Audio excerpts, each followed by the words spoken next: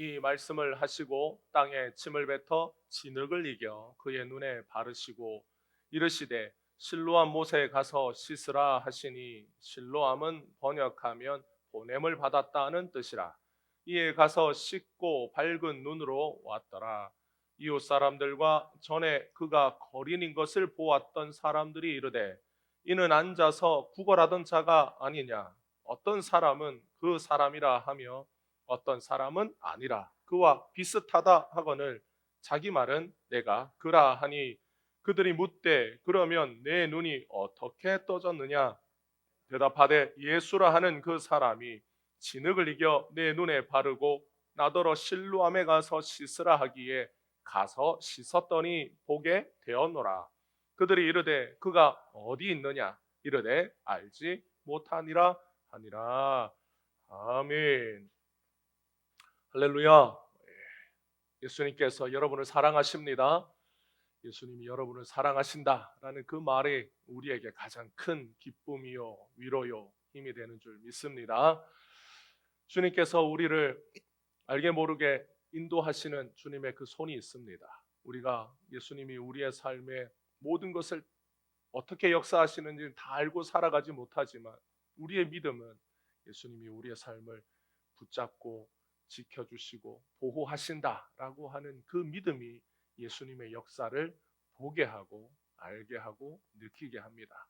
그런 믿음이 오늘도 말씀을 듣는 중에 우리 안에 충만하기를 주님의 이름으로 축복합니다. 우리가 아이들을 어릴 때 키울 때 아이들을 유치원에 보내고 학교에 보내요. 유치원에 보내고 학교에 보낼 때 어느 날 갑자기 아이가 학교를 가기 싫다라고 떼를 쓸 때가 있습니다. 그래서 막무가내로 얼르고 달래도 학교를 가기 싫다고 떼를 쓰는 그 아이를 보면서 이제 실랑이를 하는 거죠. 너 말고 모든 아이들은 다 학교에 간다. 너만 학교에 너만 학교에 안 가려고 한다. 그래서 아이는 그래도 막무가내로 가기 싫다고 그래요. 그러면 학교 가는 게 힘들어요. 뭐 학교 가는 게 싫어요. 코로나 전에는 주 5일 학교를 갔지만 코로나 때는 학교를 또 안 갔어요. 근데 그 이후에 아이들이 일주일에 이틀을 가기도 하고 3일을 가기도 합니다. 예전에는 5일을 학교를 갔던 아이들이 있는 반면에 어느 날 학교를 안 가다가 온라인 수업만 하던 아이들이 학교를 이틀만 가도 학교 가는 게 힘들다고 버티는 아이들이 생겨나는 거예요. 모두가 다 힘든데 유독 너만 학교 가기 싫으냐? 그렇게 말하는 부모는 아이에게 하소연합니다. 그냥 어쩔 수 없잖아. 다 학교 가는 거잖아. 너가 학교 안 간다고 그러면 어떡하냐? 그러면 네가 학교를 안 가면 무슨 뾰족한 수가 있냐? 별 수 없잖아. 어쩔 수 없잖아. 학교 가야지. 라고 하면 아이는 어쩔 수 없다라고 하는 엄마의 말에 뭐 학교가 가기 싫든 무슨 일이 있든 그 엄마와 아빠의 그 말에 어쩔 수 없이 학교에 가게 됩니다. 그런데 어렸을 때만이 아니라 우리가 성장하면서 우리가 인생을 살면서 이런 말을 자주 해요. 어쩔 수 없잖아. 우리가 인생에서 무엇인가를 체념하고 무기력할 때 어쩔 수 없잖아 라고 하는 말을 많이 하게 됩니다. 어쩔 수 없는 것, 내가 할 수 있는 게 없는 것, 어떻게 해도 바뀌지 않을 것 같은 그런 일들이 우리 인생에는 숱하게 많습니다. 태어날 때부터 앞을 보지 못하는 장애를 가지고 있는 이 사람은 이 말을 가장 많이 들었어요. 어쩔 수 없잖아. 앞이 보이지 않는 걸. 할 수 없잖아. 구걸이라도 해야지. 그런 삶을 이 날 때부터 소경이었던 사람은 늘 입에 달며 살았어. 어쩔 수 없잖아. 앞이 보이지 않으니까. 내가 뭘 할 수 있겠어. 그냥 구걸이라도 하면 되지. 그렇게 살았어. 그러던 어느 날 그 앞에 예수님이 나타났습니다. 예수님은 자신 앞에 와서 내가 세상에 있는 동안에는 내가 세상의 빛이다 라고 하시는 말씀을 들었어. 그리고 갑자기 자기의 눈에 흙 같은 것을 바르는 것이 느껴졌습니다. 맹인은 예수가 자신에게 실로암 연못에 가서 씻으라 하는 말을 들었어. 옆에 있던 사람들은 예수가 흙에 침을 뱉어서 진흙을 자신의 눈에 발랐다라는 것을 말해주고 알게 됩니다. 그래서 맹인은 생각해요. 눈을 고쳐줄 것이면 그냥 고쳐줄 수는 없는지 의아합니다. 왜 자신의 눈에 굳이 더러운 진흙을 묻혀서 그것을 또 가서 씻으라고 하는지 알 수 없었어요. 씻어낼 것을 왜 발랐을까? 예수의 침에 어떤 신비한 힘이 있으면 그 침을 바르면 눈이 떠져야 하는데 더러운 흙을 눈에 바르고서는 그것을 또 가서 씻으라고 말하는 의도가 뭔지를 알 수가 없었어요. 그리고 굳이 실로암에 가야 되는지, 가까운 우물이나 사람들이 집에서 쓰려고 떠다 놓은 양동이에 있는 물로 자신의 눈을 씻으면 안 되는지 궁금했어요. 왜 꼭 나를 실로암에 보내려고 하는지를 알 수가 없었습니다. 눈에 더러운 것이 묻기는 묻었으니까 어쩔 수 없이 씻기는 해야겠고, 굳이 실로암으로 가라고 하니까 맹인은 할 수 없이 사람들의 도움을 받아 실로암을 향해서 걸어갔어요. 하나님이 창조하신 인간은 비록 흙으로 지음을 받았지만 세상 어떤 피조물보다 존귀했습니다. 천사는 영적인 존재로 지음받았어요. 하나님께서 천사는 영으로 창조하셨습니다. 그래서 그 지어진 어떤 물질적인 면으로만 보면 천사는 인간보다 월등한 존재. 인간은 흙으로 지음받았어요. 천사는 영적인 존재입니다. 그런데 하나님께서 인간을 천사보다 더 높이셨어요. 오히려 천사를 인간을 섬기는 수준으로 낮추셨어요. 그래서 인간보다 더 높으신 분은 하나님 한 분밖에 계시지 않았습니다. 그럼에도 불구하고 인간은 그 유일하신 하나님, 자신보다 유일하게 높으신 그 하나님을 넘어서고 싶었어요. 그 하나님 위에 서고 싶었어요. 그래서 자신이 흙으로 지어진 존재라는 것을 망각하고 하나님처럼 되려고 하나님께 범죄합니다. 그래서 인간은 에덴 동산에서 쫓겨나서 살게 돼요.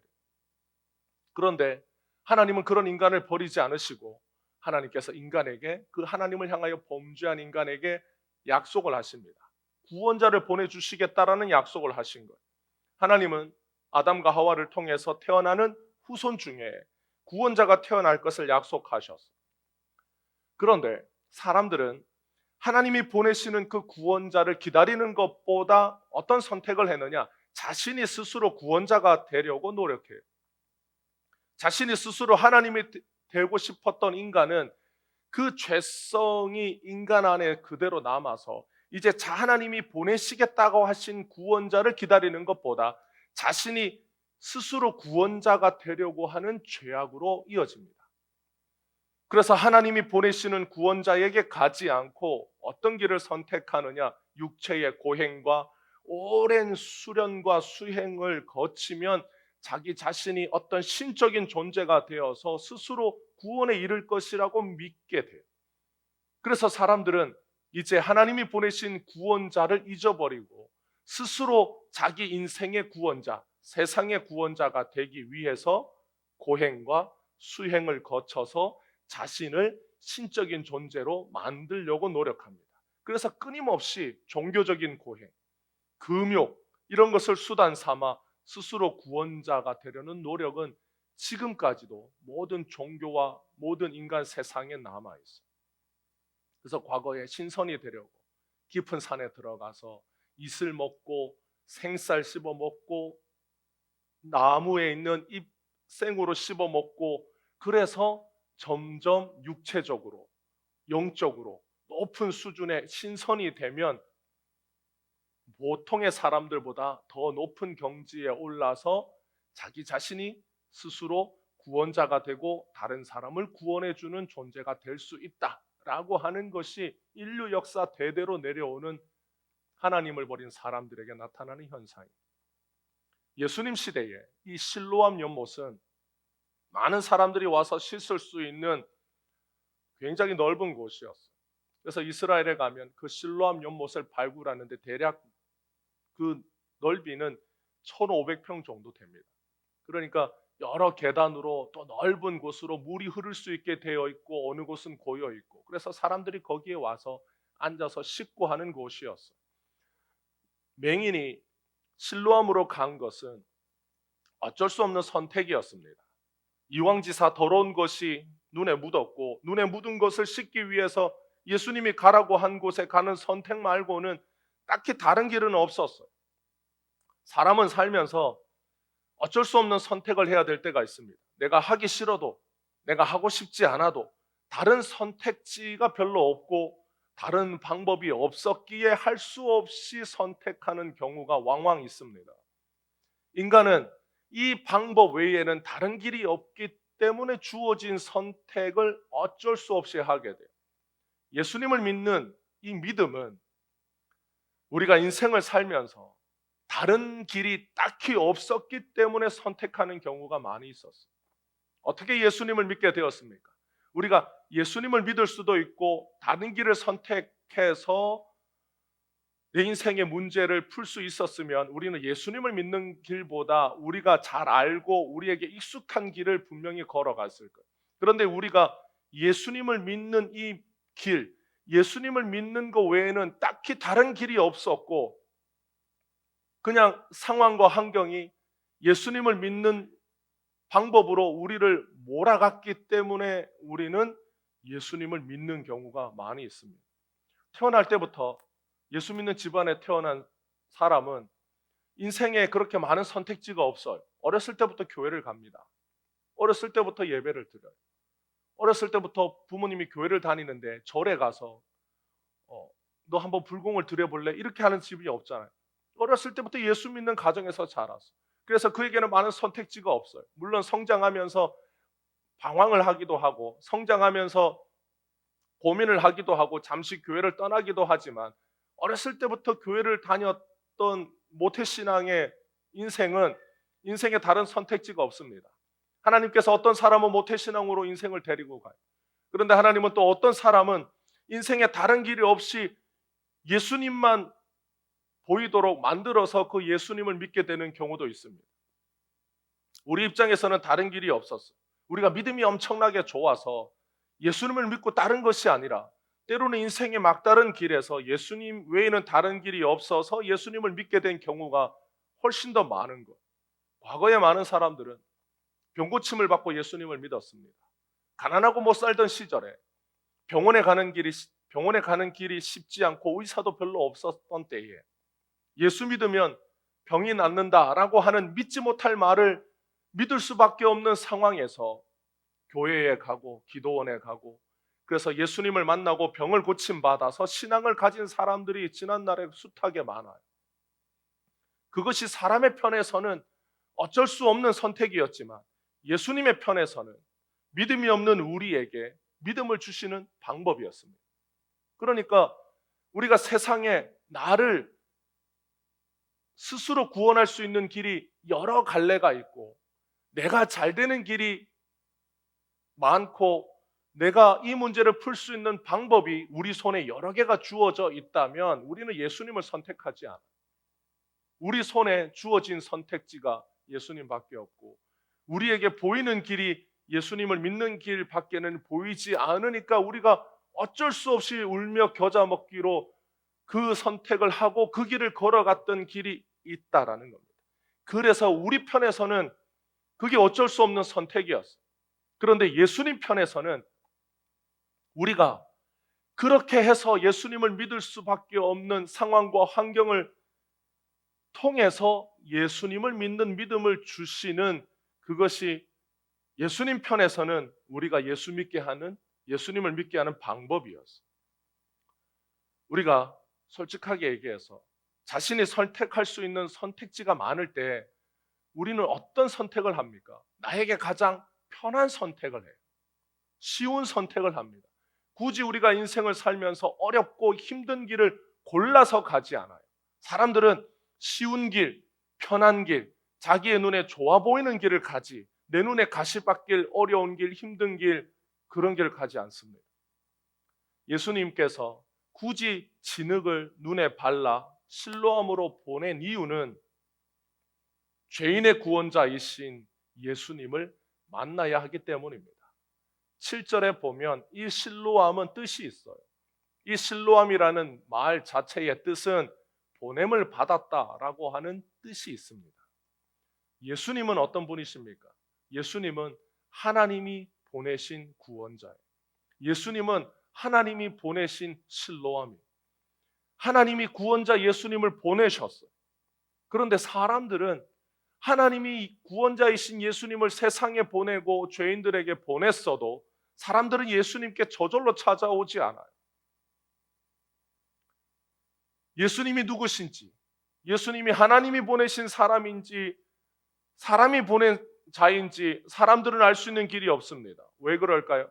사람들은 날 때부터 영적인 맹인이기 때문에. 사람들은 태어날 때부터 빛이신 주님을 볼 수 있는 눈이 없기 때문에. 그것이 죄성을 가지고 있는 인간들의 한계. 하나님이 어떤 분이신지를 모르는 것. 하나님의 영이 없는 사람들은 누가 예수님인지, 누가 사람이 보낸 자인지, 누가 하나님이 보내신 구원자인지를 분간할 수 있는 능력이 사람에게는 없습니다. 그런 능력이 사람에게 있으면 그 사람은 스스로 구원의 길을 찾을 수 있어요. 누가 예수인지를 분간할 수 있으면 누가 구원자인지를 알 수 있다라는 뜻이에요. 그 말은 스스로 구원의 길을 찾고 걸어갈 수 있는 능력이 사람에게 있다라는 뜻입니다. 그런데 요한복음의 그 첫 시작에 빛이신 예수님이 세상에 왔어도 어둠에 있는 사람들은 빛이 세상에 왔어도 깨닫지 못했다라는 그 말씀의 뜻은 우리에게는 빛 대신 예수님을 볼 수 있는 능력이 애시당초 없었다라는 거예요. 그래서 누가 예수님을 만나느냐? 하나님이 예수님에게 보내는 사람만이 예수님을 만나게 됩니다. 맹인의 편에서는 실로암으로 가는 믿음이 있어야 돼요. 가서 씻으라 하시는 예수님의 말씀을 믿고 실로암으로 가는 믿음이 필요합니다. 그런데 예수님은 그 사람이 실로암으로 가서 씻어야 하도록 눈에 진흙을 바르셨어요. 인간의 편에서는 어쩔 수 없는 선택이지만 예수님은 그 선택을 통해서 구원자이신 예수님을 만나도록 역사해 줍니다. 우리가 생각해 보면 예수님께서 맹인의 눈을 고치실 때 말씀으로 고칠 수 없었겠습니까? 아무리 태어날 때부터 맹인으로 태어났다 하더라도, 눈에 시신경이 죽었고 눈에 안구가 없다 할지라도 흙으로 사람을 지으신 창조주이신 예수님이 그 사람의 눈을 고치실 때 그 시신경을 다시 만들 수 없었겠어요? 그 눈에 안구가 없었다면 그 안구를 주님께서 새로 만들지 못하실 리가 없지 않겠습니까? 그에게 없는 망막이든 그의 눈에 어떤 조직이 없든 주님은 그의 눈을 말씀으로 다 고칠 수 있어요. 말씀으로 세상을 창조하신 주님께서 말씀으로 못 고칠 리가 없습니다. 그냥 예수님께서 맹인에게 눈을 떠라, 이제부터 너는 보인다 라고 하시면 그 사람의 눈, 그 맹인의 눈이 뜨게 하실 수 있어요. 예수님은 그런데 병자를 고치실 때 다양한 방법으로 고치셨습니다. 말씀으로 고치기도 하시고, 오늘 이 요한복음 9장에 있는 것처럼 이상하지만 이런 방법으로 쓰기도 하시고, 어떤 사람은 그냥 손으로 만지기도 하시고, 어떤 사람은 예수님이 직접 가셔서 손을 잡아 일으키기도 하셨어요. 죽은 나사로를 부르실 때는 나사로의 이름을 부르셨어요. 예수님께서 이 땅에서 병자를 고치실 때 여러 가지 방법을 쓰신 이유는 병을 고치는 데만 목적이 있는 게 아니라 병을 고치는 예수님이 누구신지를 가르쳐 주기를 원하셨기 때문입니다. 병이 고쳐지는 것보다 더 중요한 것이 있습니다. 그것은 영혼을 구원하시는 예수님을 만나는 거예요. 그래서 예수님은 병을 고치실 때 믿음이라는 방법을 사용하셨어요. 믿음의 목적은 말씀하시는 예수님이 하나님이 보내신 구원자라는 것을 믿게 하는 데 있습니다. 그래서 예수님이 어떤 사람의 병을 고치실 때에 여러 가지 방법을 통해서 그 사람에게 믿음을 주도록, 그 사람 안에 믿음이 역사하도록 주님께서 여러 가지 방법으로 역사하셨는데, 예수님이 그 사람에게 믿음이 역사하도록 하게 하시는 목적이 뭐냐? 지금 이 병을 고쳐주시는 예수님이 누군지를 가르쳐주고 싶기 때문에. 그러니까 예수님의 목적은 병을 고치는 데만 있는 게 아니에요. 그 병을 고치는 것은 결국 누구를 향하는 게 하도록 하는 데 있느냐? 병을 고치는 분. 지금 너의 병을 고치고 너의 눈을 뜨게 해주고 너를 귀신에서 벗어나도록 하게 해주는 내가 하나님이 보내신 구원자이신 것을 믿게 하는데 예수님은 목적이 있습니다. 그래서 예수님이 하나님이 보내신 구원자라고 하는 것을 가르쳐 주시려고 예수님은 보냄을 받았다라고 하는 뜻을 가진 실로암으로 맹인을 보내셨어요. 맹인은 앞을 보지 못하기 때문에 누가 자기 앞에 나타나도 누가 나타나는지 모릅니다. 하나님이 보내셨는지 사람이 보냈는지 맹인은 구분하지 못해요. 영적인 소경인 죄인들은 예수님을 스스로 구분하여 찾지 못합니다. 그래서 사람들은 빛이신 예수님이 와도 모르는 거예요. 그런데 전능하신 예수님께서 이런 영적인 소경들의 눈을 열어주셔서 구원자 예수님을 보고 믿도록 역사해 주시는 거예요. 인생의 많은 일들을 통해서 예수님은 어쩔 수 없이 우리가 택한 길이라 할지라도 그 길에서 예수님을 만날 수 있도록 역사해 주시는 신적인 능력이 있어요. 이 맹인이 날 때부터 앞이 보이지 않아도 예수님 때문에 눈이 뜨여졌어요. 그러면 이 사람은 천국 갈 때까지 눈이 시력이 2.0으로 살았느냐? 그거는 모르는 거예요. 이 사람이 나중에 나이가 들어서 요즘처럼 백내장이 와서 눈이 다시 탁해졌을 수도 있어요. 눈 관리를 잘 못해서 노안이 왔을 수도 있어요. 그래서 예수님이 눈을 고쳐줬지만 2.0인 시력으로 천국에 갔을 수도 있고 아니면 그냥 나이가 들어서 노안이 오고 백내장이 와서 다시 눈이 잘 보이지 않고 침침한 채로 천국에 갔을 수도 있습니다. 그러니까 예수님이 이 사람의 눈을 뜨게 해준 것, 그것은 우리가 인생을 사는데 첫 번째 목적이 되지 않는 것, 그거보다 더 중요한 것, 이 사람이 천국에 가서 자신을 고쳐주신 분이 바로 하나님의 아들이요 구원자요 우리를 죄와 사망에서 건져주신 유일한 생명의 주가 되시는 것을 믿고 천국에 가는 것이 훨씬 더 비교할 수 없이 중요한 목적이기 때문입니다. 그래서 예수님이 병자를 고쳐주실 때 그 사람의 인생에 한 번도 경험해 보지 못한 방법, 그 사람이 자신의 삶에서 한 번도 만나보지 못하신 분이 바로 예수님이요 그가 구원자요 하나님이 보내신 분이신 것을 믿고 깨달을 수 있도록 주님이 여러 가지 방법으로 역사하신 거예요. 주님이 그런 여러 가지 방법으로 주님이 가지신 지혜로 그 사람에게 역사하시는 이 능력은 오직 예수님이 전능하신 하나님이시기 때문에 그렇습니다. 사람의 지혜로는 길이 보이지 않고 방법이 없을 때 전능하신 예수님이 오셔서 그 유일한 길이 되어주시고 환난과 고난의 해결이 되어주시는 것, 이것이 예수님께서 죄인에게 찾아와서 역사하시는 예수님의 놀라우신 능력이요 주님의 지혜입니다. 그래서 우리는 우리 인생에 다른 선택지가 없었어요. 그런데 예수님이 와서 우리 인생에 다른 선택지가 없는 우리의 상황 속에 유일한 선택지가 되어주시도록 그분이 바로 하나님의 아들이요 나를 죄와 사망에서 건져주시는 구원자예요. 이 세상의 유일한 소망이 되시는 예수님이신 것을 믿을 수 있는 길을 걸어가도록 주님께서 역사해 주셨습니다. 그것이 예수님이 우리 모든 주님이 부르시는 자들의 삶에 찾아오셔서 역사하신 주님의 방법입니다. 예수님은 하나님이 보내신 분이시지만 예수님은 이 세상에 사람으로 태어나셨어요.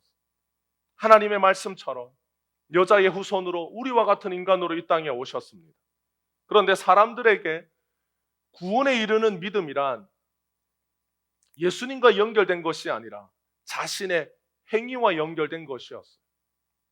그래서 하나님이 보내신 구원자를 믿음으로써 자신의 죄를 씻고 구원에 이르는 것이 아니라 사람들은 어떻게 생각하느냐? 자신이 죄를 짓지 않고 깨끗하고 선하게 살면 구원자가 와서 상을 주고 복을 주어 천국으로 데려간다라고 하는 믿음이 예수님 시대에 사람들이 가지고 있던 믿음이었습니다. 그래서 예수님이 이 땅에 오셨을 때 사람들은 예수님이 하나님이 보내신 구원자인지 누구도 알지 못했어요. 세례 요한도 몰랐습니다. 요셉과 그 마리아도 하나님이 가르쳐 주시지 않으면 알 수 없는 죄인들이었어요. 하나님이 보내신 구원자는 하나님이시지 우리와 같은 인간이라고는 사람들은 생각하지 않았습니다. 그래서 예수님이 내가 하나님이 보내신 자라고 할 때 사람들은 뭐라고 생각하냐면 선지자라고 생각해요. 예수는 선지자구나. 하나님이 보내신 자.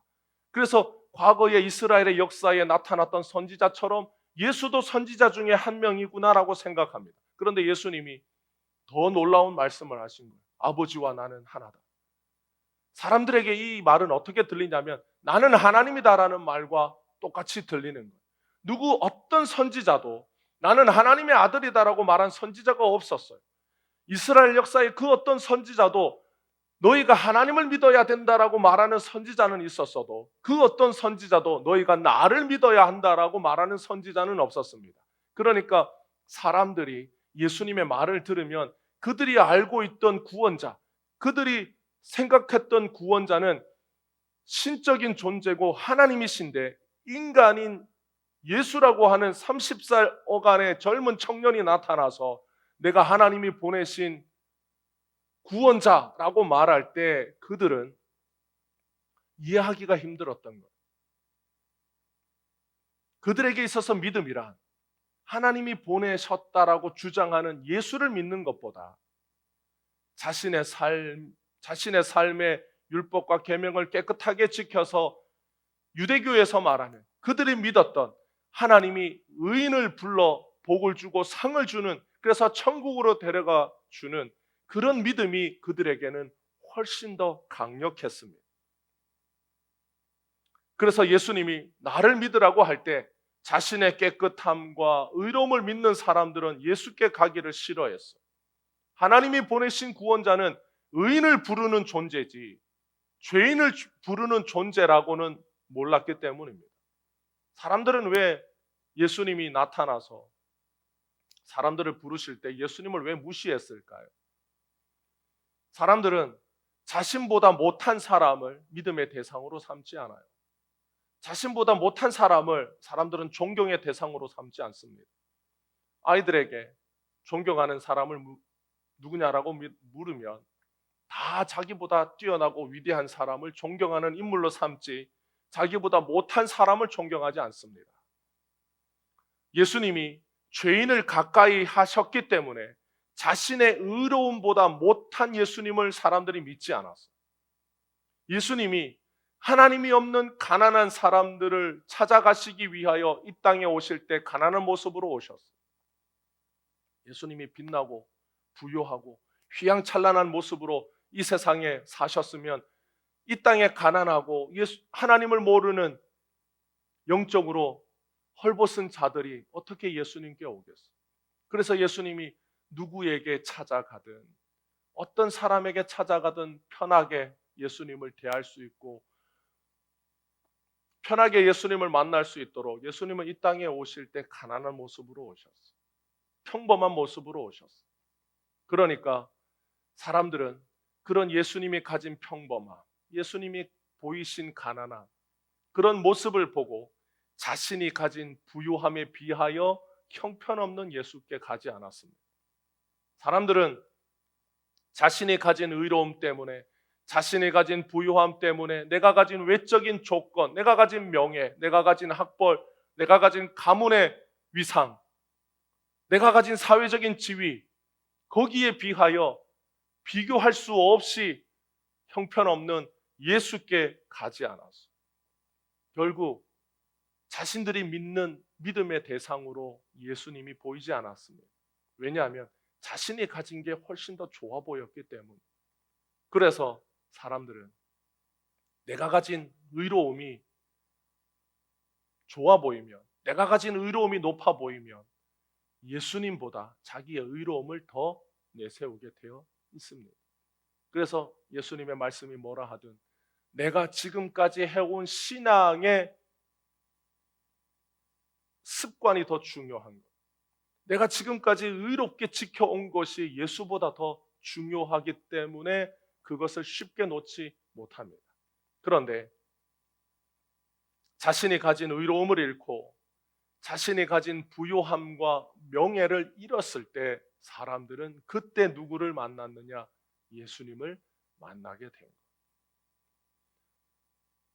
우리가 믿음이라고 하는 것은 하나님이 보내신 분을 만나는 것이 믿음입니다.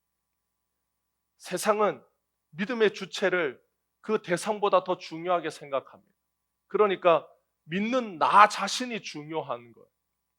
믿는 내가 중요하기 때문에 믿음의 대상이 누구인지보다 내가 믿습니다라고 하는 이 믿음이 믿음의 본질이라고 생각해요.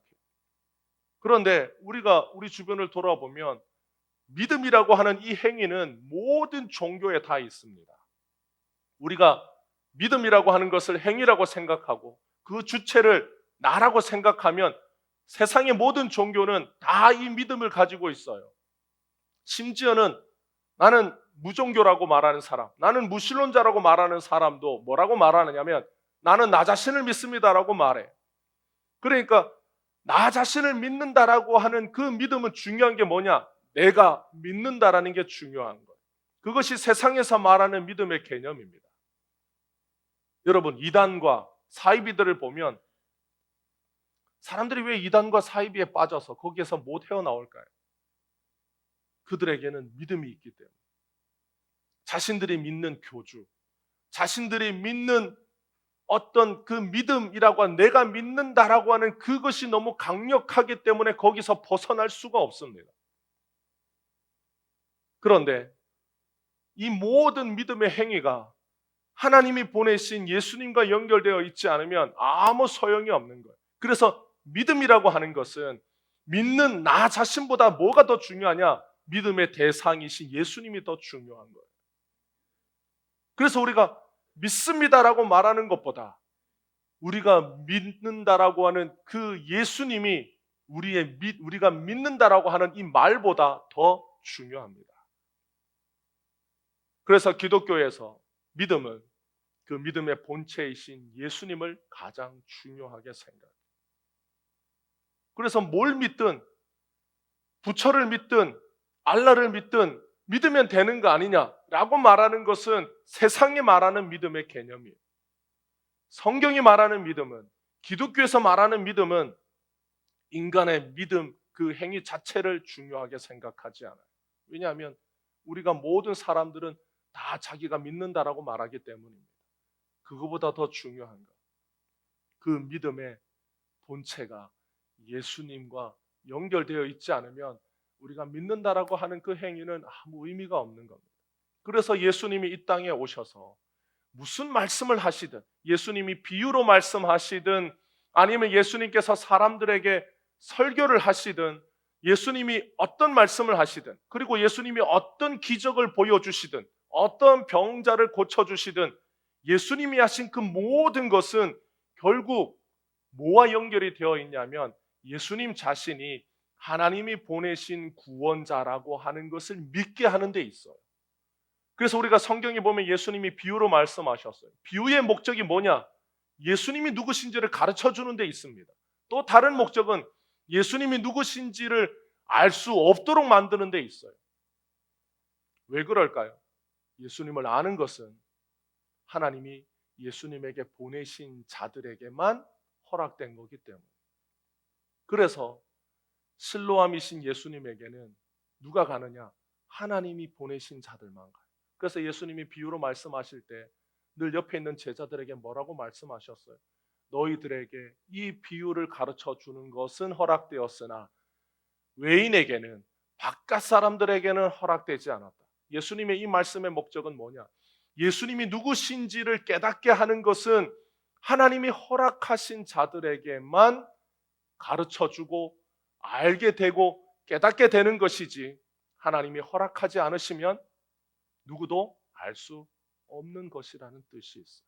그러니까 구원은 반드시 믿음과 연결되어 있는데 이 믿음은 반드시 예수님과 연결되어 있습니다. 그러니까 구원은 예수님을 모르고서는 이루어질 수가 없고, 구원은 실로암 되시는 예수님을 만나야 하는데, 그 예수님께 보내져야 하는데, 어떻게 보내어지느냐? 예수님을 믿는 믿음으로 실로암 되시는 예수님께 보내지는 거예요. 그런데 그 믿음은 누구를 아는데 목적이 있느냐? 예수님이 누구신지를 아는데 목적이 있는 거예요. 그래서 그 믿음을 가지게 되는 방법이 뭐냐? 주님께서 이 맹인의 눈에 진흙을 발라 실로암으로 가게 하시는 거예요.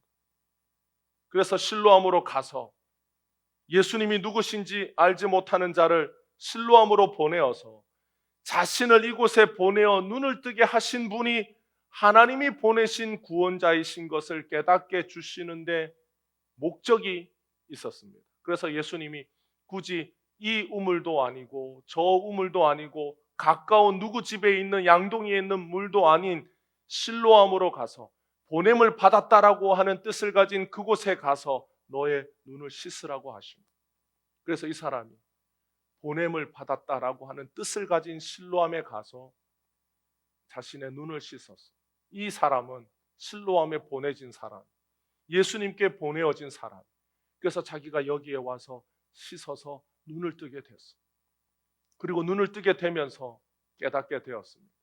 예수님이 하나님이 보내신 구원자라고 하는 것을 깨닫게 되었어. 그리고 자신이 바로 그분께 보내어진 죄인이라고 하는 걸 깨닫게 돼. 그러니까 이 사람은 결국 실로암으로 가는 믿음을 가지고 갔지만 그 믿음은 누구를 통해서 역사하신 것이냐? 예수님을 통해서 역사하신 것. 이 사람에게는 다른 선택지가 없었어. 실로암으로 가는 것 외에는 없었어. 그러나 이 사람에게는 믿음이 필요했어.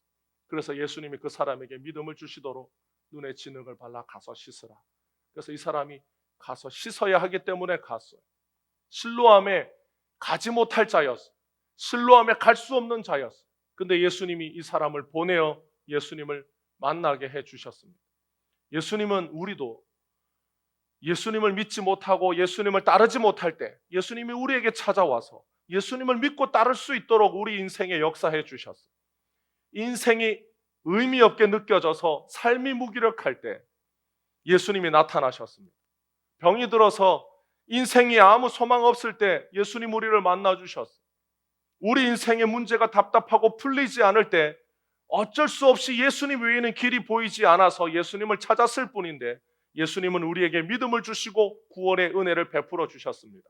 그런 예수님을 만나면 이제 우리 인생에 모든 것이 바뀌었느냐? 그건 두 번째 문제인 거예요.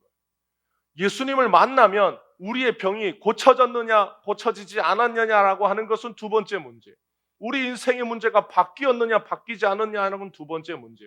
내가 노예의 삶에서 벗어났느냐 벗어나지 않았느냐는 둘째 문제입니다. 예수님을 만났던 창녀들은 예수님을 만나고 나서도 창녀의 삶에서 벗어날 수가 없었어요. 예수님을 만났던 죄인이라 할지라도 그 사람은 이 땅에 살면서 반복적으로 죄를 지었어요. 그러나 구원자 되시는 예수님을 만난 사람은 그 예수님을 통해서 자신의 인생이 변했다라고 하는 것을 깨닫게 됩니다. 하나님이 보내신 예수님을 만난 사람은 그 예수님 때문에 자신의 인생이 바뀌었다라는 것을 깨달은 사람. 그가 걸어왔던 인생의 길과 이제 전혀 다른 길을 가게 되었다라는 것을 알게 됩니다. 아무런 의로움이 없는 자에게 예수님이 의로움이 되어주신다라는 것을 알게 되고 깨닫고 믿게 된 사람은 자신의 의와 공로를 의지하지 않습니다. 어차피 자기의 인생은 파산난 인생이에요. 자신에게는 아무런 의가 없고 아무런 공로가 없을 때 예수님이 와서 의가 되어주시고 공로가 되어주신 그런 사람은 누구의 의를 붙잡겠어요? 어차피 나에게는 아무런 의가 없고 공로가 없어요. 그러니까 예수님만 붙잡은 사람은 그의 삶에 어떤 의와 공로가 없어도 천국에 이릅니다. 그게 믿음이에요. 그런데 나에게 붙잡을 의가 있고 내가 붙잡을 공로가 있는 사람은 예수님을 전적으로 붙잡지 않아요. 나의 의도 붙잡고 예수의 의도 붙잡고 나의 공로도 붙잡고 예수의 공로도 붙잡는 사람은 천국에 가지 못합니다. 천국에 가는 것이 심히 어렵습니다. 심히 어렵다라는 말은 못 간다라는 뜻이에요. 나의 의를 붙잡고 예수의 의를 붙잡는 사람은 자신의 의를 붙잡은 그 믿음은 자기를 믿는 믿음, 예수님을 믿는 믿음이 아닌 것. 많은 사람들이 나의 의와 나의 공로를 예수의 의와 예수의 공로처럼 여기기 때문에 이것을 놓지 못하고 오직 예수의 공로만 붙잡지 못하는 것. 그래서 예수님이 세리와 죄인과 창녀들을 보시고 너희가 천국에 훨씬 가깝다. 천국이 너희들 가까이에 있다라고 말씀하신 이유가 무엇입니까? 그들은 붙잡을 의도 없었고 붙잡을 공로도 없었기 때문에 그런 예수님을 만난 사람들의 삶이 어떻게 변하지 않았겠어요? 어차피 자신의 눈에는 보이는 게 아무것도 없었어요.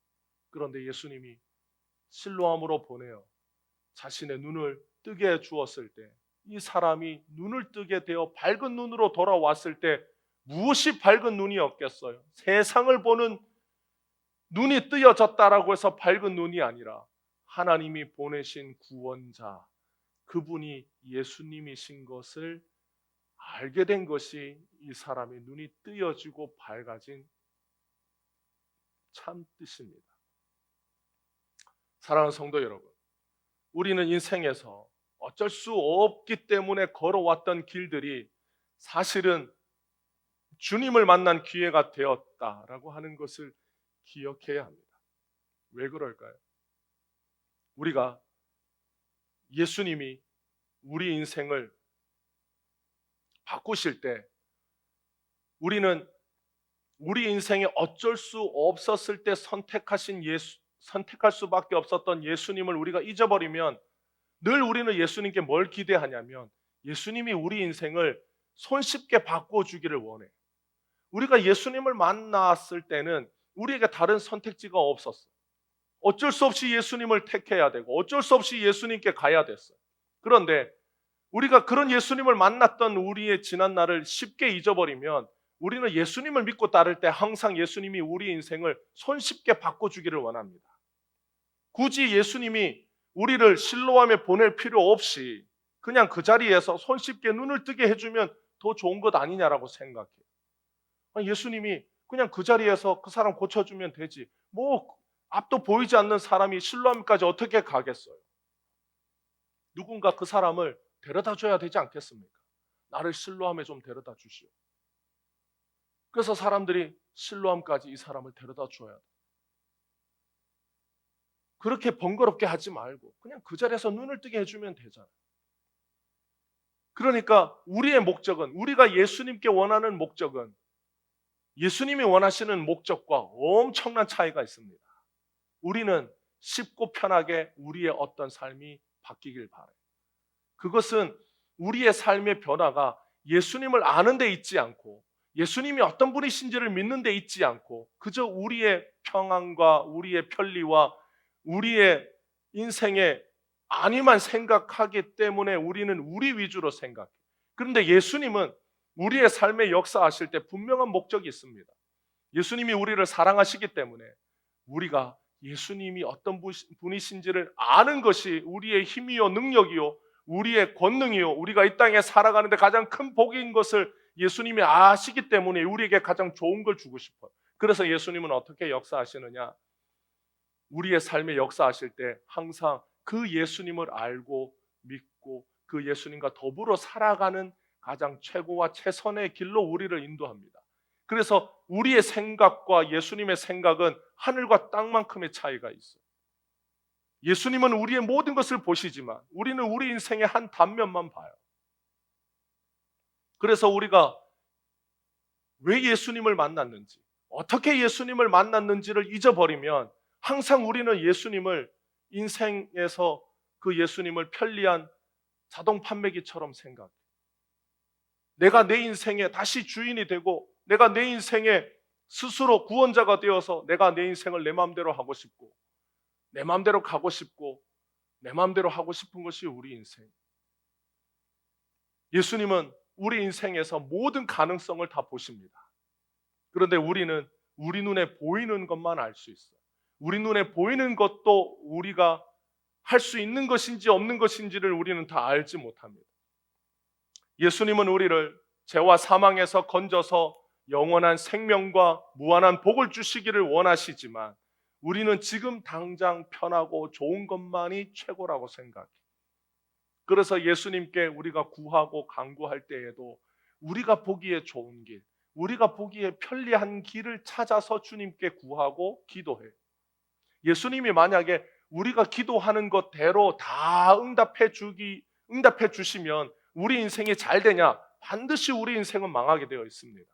왜냐하면 우리 눈에 보이는 길이 항상 우리를 가장 편리한 길, 가장 우리 눈에 보기에 좋은 길은 반드시 예수님과 멀어지는 길이기 때문에. 그래서 예수님은 우리가 기도한 대로 응답하지 않아요. 어떻게 응답하시느냐? 가장 우리에게 좋은 길로, 우리에게 최선의 길로 주님이 우리를 인도해 주십니다. 그 길의 끝에는 항상 뭐가 있느냐? 예수님을 더 알고 예수님을 더 믿고 예수님이 어떤 분이신지를 경험하는 길로 주님이 우리를 인도해 줍니다. 근데 그 길은 때로는 둘러가는 길처럼 보이기도 하고 때로는 그 길은 비포장 도로처럼 덜컹거리는 길처럼 보이기도 하고 그 길은 걸어가기가 쉽지 않은 길처럼 보이기도 합니다. 우리는 우리를 그런 길로 인도하시는 예수님에 대하여 불편해하고 그런 예수님께 불평해요. 그런데 우리는 우리가 가진 어두운 죄성을 간과하지 말아야 해요. 우리가 이런 어두운 죄성을 가지고 있을 때 우리는 항상 예수님과 멀어져서 우리가 원하고 바라는 길로 가고 싶어 합니다. 우리는 그런 우리의 모습을 인정함과 동시에 반드시 무엇을 믿어야 하냐면 그럼에도 불구하고 우리를 위해서 역사하시는 예수님을 굳게 붙들어야 돼요. 우리가 원하는 대로 기도가 응답되지 않는다라는 것을 알면 우리는 기도하지 않습니까? 아니, 오히려 더 주님께 간절히 기도합니다. 왜냐하면 우리가 주님 앞에 기도해도 우리에게 역사하시는 주님이 우리를 가장 좋은 길로 인도하심을 믿기 때문에 우리는 그 주님을 더 의지하고 믿음으로 기도할 수 있는 거예요. 우리가 시험 답안지에 답을 쓸 때 다 틀리겠어요. 그런데 선생님이 그걸 다 고쳐줘. 맞는 답으로. 이건 이렇게 고쳐야 되고 이건 이렇게 해서 바르게 써야 되고 이건 이렇게 해서 문제를 풀어야 되고 이건 이렇게 해서 이렇게 답을 써야 된다. 옆에서 친절하게 가르쳐줘. 그리고 뭐라고 점수를 주느냐? 100점이라고 점수를 줘. 우리가 낸 답안지는 다 빵점. 그런데 예수님이 옆에서 차근차근 가르쳐주고 풀이도 가르쳐주고 답도 가르쳐주고 점수도 100점이라고 줘요. 그게 예수님이 우리의 삶에 역사하시는 방법입니다. 우리가 아니에요. 이게 맞아요. 옆에서 예수님이 친절하고 부드럽게 가르쳐줘도 아니에요. 난 이렇게 쓸 거예요. 이게 맞는 것 같아요. 그래도 예수님이 또 가르쳐주고 또 풀게 해주고 그래서 우리의 인생이 천국에 가는 거예요. 여러분 우리가 우리 마음대로 우리 인생의 답안지를 쓰면 100점 받을 사람이 어디 있겠습니까? 천국에 갈 사람들이 어디 있겠어요? 그런데 주님이 우리 옆에서 항상 우리를 가르쳐주고 우리를 인도하시는 좋으신 예수님이 우리 옆에 계시기 때문에 우리 인생이 100점 맞는 거예요. 우리는 우리가 어떤 사람인지를 암과 동시에 그런 우리 안에서 역사하시는 예수님을 굳게 믿어야 돼요. 그것이 우리가 이 땅에 살아가는 우리라고 하는 존재. 우리 눈에는 우리 인생을 볼 때 모든 게 닫혀 보일 수 있고 헤어나올 수 있는 가능성이 없어 보이는 인생이라 할지라도 예수님은 그 가운데서도 역사하시는 전능하신 분입니다. 그런 예수님을 만나야 하기 때문에 그런 예수님을 알아야 하기 때문에 예수님은 오늘도 우리 인생에서 부지런히 역사하시는 거예요. 우리 눈에는 길을 둘러가는 것 같고 더디 가는 것 같고 멈춰 있는 것 같아도 예수님을 만나는 가장 최적의 시간에, 예수님을 만나는 가장 최선의 순간에 예수님은 우리를 인도하십니다. 우리가 맹인이었다 할지라도 우리는 주님이 보내시는 실로암으로 가서 예수님 말씀대로 눈을 씻으면 우리 인생은 변하고 바뀝니다.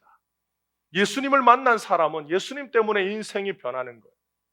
예수님이 우리 인생을 붙잡고 계시기 때문에. 사랑하는 우리 성도 여러분, 주님의 말씀 붙잡고 믿음으로 나가는 우리 모두 되기를 주님의 이름으로 축복합니다. 나는 어쩔 수 없다라고 이렇게 한숨을 쉴 때도 우리 예수님은 내가 너를 도와주마 라고 하고 우리에게 찾아와서 말씀해 주시는 거예요. 그래서 우리를 도와주시는 거예요. 그 예수님의 말씀을 우리 눈으로 또는 우리 인생의 경험으로, 우리의 생각으로 이해하지 못하고 그 예수님의 생각을 우리가 다 알 수 없다 할지라도 주님이 주님이 말씀하셨기 때문에, 그것이 주님의 말씀이기 때문에 그 말씀을 붙잡고 오늘도 죄인인 우리에게 보내지신 우리의 가장 좋은 구원자, 우리 인생의 실로암 되시는 그 예수님을 향하여 달려가는 우리 인생 되기를 주님의 이름으로 축복합니다. 그래서 우리 인생에 우리는 숱하게 많은 실로암을 만났어. 우리 인생에 찾아와서 우리를 위하여 보내어 주신 예수님을 우리 인생의 곳곳에서 우리는 주님을 만났습니다. 그 예수님이 우리에게 찾아오셨어. 우리가 예수님을 만난 것이 아니라 우리는 길을 가다가 잘못 가서 길을 둘러가다가 길이 막혔을 뿐인데, 우리가 길을 잘못 가서 그 길을 갔을 뿐인데 주님은 우리 인생의 모든 것을 아시고 그 자리에 서 계셨어. 주님은 우리가 그 길로 올 줄 알고 그곳에 서서 우리를 맞아주셨어. 그래서 우리는 어쩔 수 없이 간 길일 뿐인데 주님이 그 자리에서 우리를 만나주셔서 우리 인생의 길을 복된 길로, 최선의 길로 인도해 주셨습니다. 그 좋으신 예수님이 우리가 이 땅에 사는 날 동안 여전히 우리에게 역사해 주십니다. 그 좋으신 예수님을 믿고 붙잡고 살아가는 우리 모든 성도들 되시기를 주님의 이름으로 축복합니다. 기도하겠습니다.